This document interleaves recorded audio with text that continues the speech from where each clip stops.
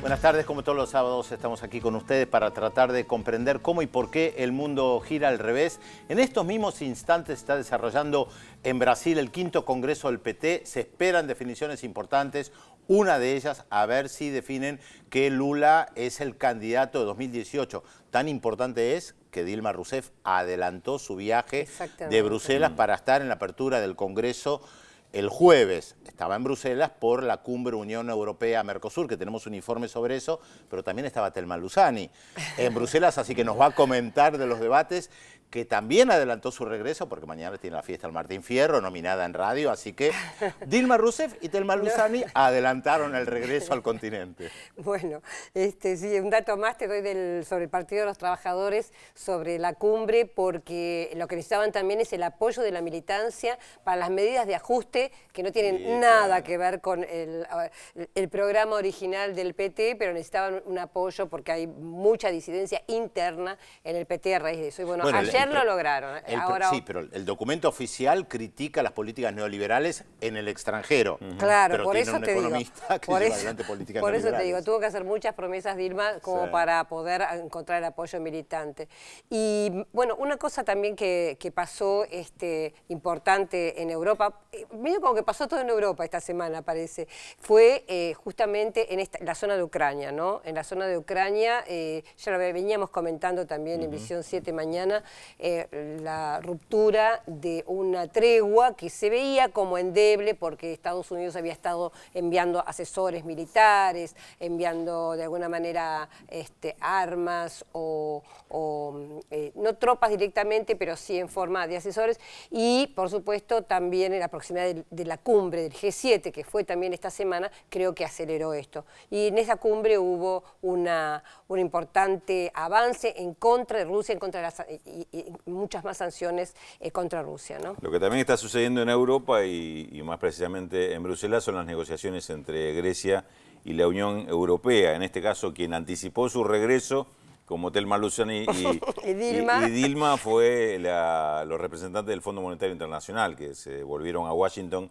el jueves como una señal de que, bueno, acá se acabó todo, no hay más nada que discutir porque el gobierno griego no afloja con respecto al plan de ajuste y de reformas que le quieren imponer. Un plan de ajuste y reformas que desde el lado de la Troika, de los negociadores de la Unión Europea, consideran que es imprescindible que se haga. Del lado del gobierno de Alexis Tsipras se considera que es imposible de aceptar. Entonces, en ese plano están las negociaciones. Hoy va a haber nuevas reuniones. Dicen que las de hoy son a nivel técnico, que no son negociaciones y por lo tanto no va a salir ningún resultado. Pero pondría un poco el marco en el cual se pueda seguir discutiendo la semana que viene. Ya un poco contrarreloj, ¿no? Por los vencimientos y demás. Te comento un chisme. Varias veces se lo veía a Tsipras en Bruselas en estos días, siempre sonriendo. Y la verdad que es impresionante la capacidad para conservar la templanza, ¿no? Porque está siendo prácticamente acosado por la Troika de una manera muy, muy dura. Las declaraciones, la presión ha sido inmensa. ¿Sabés por qué sonríe? Porque ve lo que está pasando en España. Hoy asumió Manuela Carmena al frente de la coalición Ahora Madrid. En Madrid, hace horas nada más, Ada Colau en Barcelona. El PP perdió, creo que, 15 capitales, ciudades importantes en España. La coalición de izquierdas, en amplio sentido de la palabra, con Podemos, con formaciones locales, gobierna Madrid, Barcelona, Valencia, Cádiz, Valladolid, Zaragoza, Santiago de Compostela, Palma de Mallorca, Vitoria en el País Vasco. Impresionante lo que está pasando en España, ¿eh? Ahí estamos viendo a Manuela Carmena en pantalla. Ella tuvo que asociarse, que hacer una coalición con el Partido Socialista Obrero Español porque no le alcanzaban los votos. Y bueno, es llamativo cómo el Partido Socialista Obrero Español, el PSOE, puede camaleonarse según las conveniencias, ¿no? Ahora se ha inclinado para la izquierda, en otro momento empieza a asociarse con el Partido Popular de Mariano Rajoy, y realmente los militantes del socialismo deben estar un poco desorientados respecto de qué línea siguen en este partido. Un detalle interesante: después de asumir Manuela Carmena, dijo que en su primera reunión de gabinete, que se debe estar desarrollando ahora, tal vez ya finalizó, iban a tomar como primera medida garantizar a los sectores más desprotegidos desayuno, almuerzo y cena. Tres comidas. Sí, estamos hablando de España, ¿eh?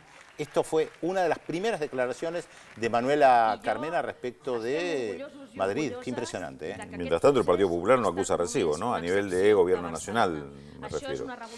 El golpe lo recibieron, hay figuras importantes de ellos que van a dar un paso al costado, se cuestiona el liderazgo de Rajoy. Y bueno, lo interesante también, no hay fecha definida para las elecciones generales. Claro. Es increíble. Sabemos que van a ser a fin de año, pero no hay fecha. No, incluso pensaban en adelantarlas, tal vez del Partido Popular, evitando que estas coaliciones puedan seguir creciendo. Cuando asumió hoy Manuela Carmena, estaban ahí en los balcones Pablo Iglesias, Íñigo Errejón, Juan Carlos Monedero, de Podemos, Alberto Garzón de Izquierda Unida, y el grito más fuerte era sí se puede, que era la gran consigna de Podemos. La gran derrotada, Esperanza Aguirre del Partido Popular. ¿Y cómo seguimos el tema de Podemos y la situación en España desde hace años, ¿no? Las movilizaciones del 15M, acá siempre lo hemos tratado. Bueno, vamos a Bruselas, si le parece. Pero, claro. Sí, Telma, exactamente. El demorado acuerdo comercial entre el Mercosur y la Unión Europea muestra la división entre los integrantes del bloque regional. El escenario es Bruselas, donde transcurre la segunda cumbre de los países que integran la Unión Europea y la Comunidad de Estados Latinoamericanos y del Caribe, la CELAC. Los temas oficiales de debate del encuentro bilateral de 2 días son la lucha contra el cambio climático, los derechos humanos y los acuerdos comerciales entre ambas regiones. Pero una de las cuestiones centrales del encuentro es el demorado acuerdo entre la Unión Europea y el Mercosur, el principal y más antiguo bloque económico dentro de la CELAC, cuyas negociaciones ya superaron la década sin avances. El Mercosur atraviesa un momento de diferencias de enfoque y estrategia entre sus principales socios, y estas diferencias de objetivos, tiempos y expectativas se traslucen en las declaraciones de los funcionarios, más allá de las sutilezas del lenguaje diplomático de los socios principales. La presidenta de Brasil, Dilma Rousseff, luego de reunirse el jueves con el primer ministro belga Charles Michel, declara que Brasil y el Mercosur están listos para presentar su propuesta comercial a la Unión Europea en los próximos días o semanas. En tanto, la posición de Argentina, dada a conocer a través del canciller Héctor Timerman, ya que la presidenta Cristina Fernández de Kirchner no asistió a la cumbre, es que no habrá acuerdo en lo inmediato porque, según Timerman, ambas partes todavía deben trabajar más en los niveles técnicos, afinando las respectivas propuestas, y que la fecha acordada es el último trimestre de este año. Otros miembros del Mercosur fueron más tajantes. Evo Morales aseguró que su país dejaría el bloque regional si se aprobara el acuerdo con la Unión Europea porque no avala el comercio basado en la competitividad, sino en la solidaridad. Venezuela mantiene una posición similar y Uruguay, cuyo presidente, Tabaré Vázquez, tampoco asistió al encuentro, también marcó diferencias, asegurando que su país, Brasil y Paraguay estaban listos para firmar el acuerdo, mientras que su ministro de Economía, Danilo Astori, había dicho que si Argentina decidiera no participar en las negociaciones, el resto del bloque debería continuar avanzando. Por lo pronto, el comunicado conjunto emitido por la Unión Europea y el Mercosur cerró el diferendo por el momento, descartando la hipótesis de la negociación en 2 velocidades que impulsaban Brasil, Uruguay y Paraguay, para lo cual habría que flexibilizar la decisión 32/2000 del bloque económico, que obliga a los países miembros a negociar de manera conjunta cualquier acuerdo comercial. Y puso el horizonte en el fin de 2015 y la continuidad del trabajo de las comisiones técnicas para afinar las respectivas propuestas. Las diferencias de criterio están, en gran medida, asociadas a perspectivas y necesidades disímiles en relación a las políticas domésticas de cada país. Brasil afronta una recesión que está empezando a hacer crujir su economía, la que ya se contrajo un 0,2% en el primer trimestre de 2015, en tanto se prevé que el PBI se reduzca a un 1,3% para el resto del año, con una inflación prevista del 8%. Para enfrentar esta situación, la presidenta Rousseff lanzó un plan de ajuste que ya levanta olas dentro de su mismo partido, el PT, y un ambicioso plan de concesiones en infraestructura para modernizar ferrocarriles, rutas, puertos y aeropuertos por 64.000 millones de dólares. Aunque de avanzarse en el acuerdo, este no podría entrar en vigencia de manera inmediata, la perspectiva aliviaría el clima de negocios en Brasil y alentaría inversiones. Por su parte, Argentina apuesta al mercado interno y al consumo y desconfía de las barreras pararancelarias de la Unión Europea, particularmente en el sector agrícola. El plazo del último trimestre de 2015 contempla también que hayan pasado las elecciones presidenciales en Argentina, luego de las cuales el nuevo gobierno podría reenfocar las metas y necesidades del país en el marco del bloque regional. Más allá de esto, Brasil cumplió un doble objetivo en esta cumbre: dejar en claro su posición favorable a un acuerdo en el corto plazo, independientemente de la posición argentina, así como de Venezuela y Bolivia, y al mismo tiempo cuidar la relación con su principal socio comercial, la Argentina. Esto se hizo evidente en la entrevista que Dilma concedió a la cadena estatal alemana Deutsche Welle, en la que aseguró que para su gobierno era prioritario cerrar el acuerdo este mismo año. Pero a la vez, como consignó Folha de São Paulo, citando a uno de los negociadores brasileños, Brasil no va a arriesgar todo. La relación con Argentina es más importante que el acuerdo entre el Mercosur y la Unión Europea. El interés de Europa en cerrar el acuerdo e intensificar las relaciones comerciales con los países de la CELAC se explica por su propio peso. Las inversiones europeas en la región son equivalentes a las que tiene con todos los países del BRICS, sin contar a Brasil, China, India, Rusia y Sudáfrica, lo que equivale a unos 500.000 millones de euros. Por su parte, los países del Mercosur, y en particular Argentina, buscan que el bloque europeo flexibilice su política con respecto al contingente arancelario comunitario, conocido como TQR por sus siglas en inglés, en relación a los productos del sector agrícola. Esa es la llave que podría destrabar una negociación interminable. Bueno, curioso, en Bruselas los medios de comunicación prácticamente con la cumbre CELAC Unión Europea, el tema era Grecia. Era como muy ocupados en su tema interno. Prácticamente aparecía muy de vez en cuando el tema latinoamericano, salvo Venezuela, que sí aparecía como un tema importante, aunque en realidad podemos decir que en esta cumbre Unión Europea, CELAC, la CELAC, o sea, todos los países de las tres Américas, menos Canadá y Estados Unidos que la conforman, tuvieron triunfos políticos, no así triunfos comerciales o de negocios, ¿no? Es decir, los triunfos políticos fueron, por ejemplo, que en la declaración final no apareció lo que quería Europa, que era criticar, que dice que hay presos políticos por el caso de Leopoldo López y por el caso del alcalde de Ledesma, y sí apareció el rechazo a la orden ejecutiva de Obama y una crítica fuerte a las sanciones contra Venezuela. Esto fue realmente un triunfo muy importante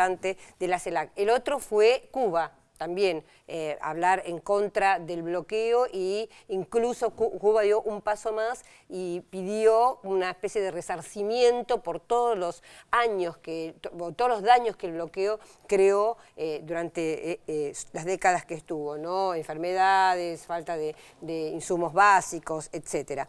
El tema también importante, el tema de la paz en Colombia, eso estaban todos de acuerdo, pero después en los temas comerciales fueron un poco donde hubo, yo diría, el triunfo de los sectores europeos, sobre todo en los bancos. Por ejemplo, hubo acuerdos como el de la creación de una fibra óptica para banda ancha que va desde Lisboa a Fortaleza, es decir, pasa por todo abajo del Atlántico sin pasar por la zona de Estados Unidos, pero bueno, son los bancos los que están ahí, digamos, ganando el espacio para bueno, acá se está discutiendo, ¿no?, a ver si se logra justamente una conexión que no pase por Estados Unidos. Tampoco pasa por reemplazar Estados Unidos con Europa. Los grandes negocios de infraestructura, porque hubo varios, por ejemplo, 800 millones de euros para distintos países de América Latina, es decir, hubo distintos proyectos de infraestructura donde me parece, no sé, Bruno, vos estás más al tanto que yo de eso, me parece que los que ganaron fueron las empresas europeas y los bancos europeos, ¿no?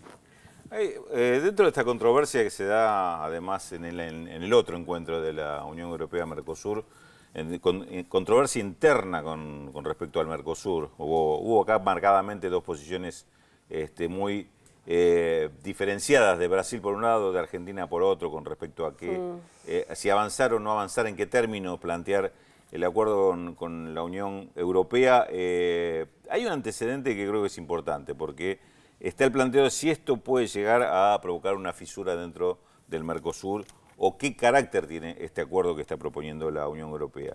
Y el antecedente es el acuerdo Unión Europea con la Comunidad Andina. El acuerdo, como lo llama Europa, no lo llama Tratado de Libre Comercio, lo llama Acuerdo de Cooperación Económica, que es mucho más fino, más dulce, digamos, más cariñoso, pero claro, el contenido es el mismo. Y en el caso del acuerdo con la Comunidad Andina, tuvo el efecto de partir a la Comunidad Andina, porque Bolivia y Venezuela se separaron porque no aceptaron ese acuerdo. Por eso Evo Morales en esta cumbre, ¿no?, fue tan duro con respecto a que Bolivia no acepta ese tipo de tratados de libre comercio. Sí lo aceptaron Colombia, Perú e inclusive Ecuador bajo presión. Ecuador no lo consideraba conveniente, pero terminó firmándolo. Y el acuerdo, este acuerdo Comunidad Andina, Unión Europea, tiene muchos puntos de contacto con lo que era el ALCA, lo que se rechazó en el año 2005 en América Latina con tanta fuerza política en cuanto a la postura que se tuvo en contra de este acuerdo que venía impulsado por el gobierno de Bush y defendido por Vicente Fox como presidente de México en aquel momento. Porque de este se conoce poco, de este acuerdo Unión Europea-Mercosur, los detalles no se conocen, se siguen negociando el secretismo, a puertas ¿no?, cerradas, sí, claro, no se conoce. Pero sí es bueno tomar los antecedentes de, bueno, qué es lo que firmó la Unión Europea con Comunidad Andina, y ahí aparecen elementos que son muy vinculantes con lo que fue la propuesta del ALCA en cuanto a libertad de comercio para los productos europeos, industriales y de servicios, no tanto para los productos agrícolas de ingreso a Europa. Con respecto a las compras públicas, exigen que se le abran las licitaciones y concursos a todas las empresas europeas, no tanto para cuando las licitaciones hace Europa, con una excusa, a mí me llamó mucho la atención, esto no lo conocía. Dicen, bueno, que no tienen injerencia ellos, porque las compras en Europa son muchas veces de gobiernos locales o municipales, entonces no hay mucho para hacer en ese tipo de acuerdo. Y hay un aspecto en materia de servicio que para América Latina es muy importante, y yo creo que esto es lo que provoca uno de los puntos mayores de resistencia, que es el tema de las patentes. El tema de las patentes, no solo medicinales, que tienen también que ver con productos, semillas y demás. Está pidiendo Europa un reconocimiento hacia los dueños de las patentes, que son muchas veces empresas europeas, que van inclusive por encima de lo que está establecido en la Organización Mundial del Comercio. Ahora, Raúl, desde que nosotros comenzamos con nuestro programa hace 10 años, que hemos visto fisuras, enfrentamientos, controversias incluso duras dentro del Mercosur, entre los grandes y los chicos, entre los dos grandes, el grande que se suma que fue Venezuela. Bueno, es lógico, más allá del bloque, de cada uno defiende sus intereses. O un Mercosur más político y un Mercosur más económico. Ahora, me parece que todos piensan que se necesitan y que no hay que romper. Hay un riesgo grande, que tiene un antecedente precedente, porque en el informe decimos que están obligados por la propia, lo que es la Constitución y compromiso del Mercosur, de negociar en bloque. Pero ya la multinegociación Europa ya la aplicó en el caso de la Comunidad Andina y por eso logró finalmente cerrar con unos y dejar a otros afuera. Europa está mucho más interesada en este momento que América Latina en este acuerdo porque Europa necesita el mercado de América Latina, perdió espacio en América Latina y ve el peligro que el avance de China, sobre todo, pero también de Rusia, termine desplazándolo definitivamente. Merkel y vienen de una crisis de la cual no terminan de salir. Merkel lo dijo en forma directa, dijo China está cooptando todos los negocios en América Latina. Y ahí tenemos que estar nosotros. Lo dijo así sin medias tintas. Bueno, Félix, ¿cómo estás? Hola, ¿qué tal? Muy buenos días a todos. Bueno, hoy horario especial por el tema, obviamente, del hockey. No pudimos con Gran Bretaña, las Leonas no pudieron, una lástima realmente. Hoy horario especial, como le decíamos, estamos en vivo. 14 grados 8 décimas la temperatura. Recuerden, los teléfonos para comunicarse con nosotros, 0800-444-1777 y 4535-0709. ¿Trajo chocolate, Pedro, hoy? No, pero si yo no viajé, Taylor. Ah, ¿no viajó? ¿Qué dije? ¿Que no viajé? No Viajó me diga. Telma. Ah, Telma. ¿Qué dije? Telma viajó. Telma y Dilma. Pídale chocolates a Telma. No, está bien. Suerte que nos trajo chocolate. No hace como usted, Pedro, que cuando viaja no trae nada. Y si no, hubiese tenido que pensar que tenía que traer repollito de Bruselas. ¿Por qué no ayuda con la incógnita? Porque usted cada vez que la va... gente quiere saber cuál es la incógnita. Vamos con la incógnita. Ahí está, atención. Teléfono 0800-444-1777 y 4535-0709. La fotografía del señor que ven allí es nuestra incógnita de hoy. Este señor nació en Texas, en los Estados Unidos. De muy chico comenzó a tocar el saxo en la banda del colegio, manifestando ya desde entonces su espíritu libre de improvisar cuando tocaba en las marchas escolares. Improvisaba algo así como Pedro Brigger. ¿Quién es nuestro personaje? 0800-444-1777, 4535-0709. Primera pausa en esta emisión especial de Visión 7 Internacional. Claro está, no sin antes contarles los temas que vamos a desarrollar en los próximos bloques. Recrudece el conflicto en Ucrania. A pesar del alto el fuego acordado en febrero en Minsk, en el este del país, siguen los combates entre las fuerzas gubernamentales y los grupos separatistas prorrusos, Putin, la OTAN, el Papa Francisco y los temores de una tercera guerra mundial. Y además, Grecia, una negociación contrarreloj.